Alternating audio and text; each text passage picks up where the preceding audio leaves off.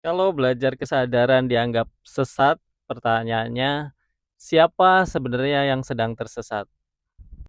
Jadi kemarin nemu VT di beranda, ada pemuka, ya seseorang lah yang entah kenapa energinya terasa penuh kebencian. Dia bilang orang-orang yang belajar spiritual itu sesat. Katanya di akhir zaman banyak yang menyesatkan termasuk ajaran kesadaran. Terus dia bicara seolah-olah ajaran yang dia bawa adalah yang paling benar, paling final, artinya nggak bisa dipertanyakan lagi. Aku nggak lagi fokus sama orangnya, tapi coba mahamin apa yang dia sampaikan ya. Coba diam sebentar, coba memahamin makna dari kesesatan secara universal ya, secara maksudnya bisa diterima semua orang. Apa sih sebenarnya yang disebut kesesatan gitu? Kesesatan itu apa sih gitu?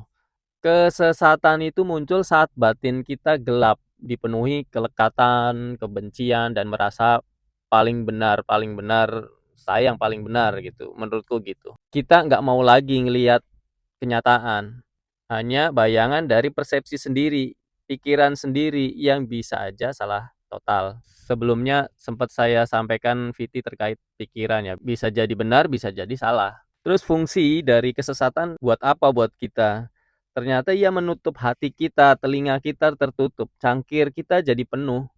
Jadi nggak bisa diisi lagi, jadi enggan mendengarkan dan lebih suka merasa benar daripada membuka diri sendiri.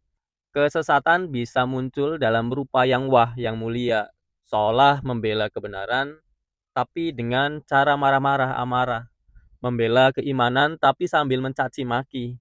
Membela kesucian tapi menyebarkan kebencian. Sebab dari kesesatan ini apa? Ini bahaya banget menurutku karena kita nggak sadar kita melekat pada persepsi kita. Tertutup sama ego, kesombongan. Tadi cangkirnya penuh, nggak bisa diisi lagi. Jadi hati-hati, ini bahaya banget. Jadi kalau kita menyebut orang lain sesat, tapi batin kita penuh kebencian dan keangkuhan, apa bedanya kan?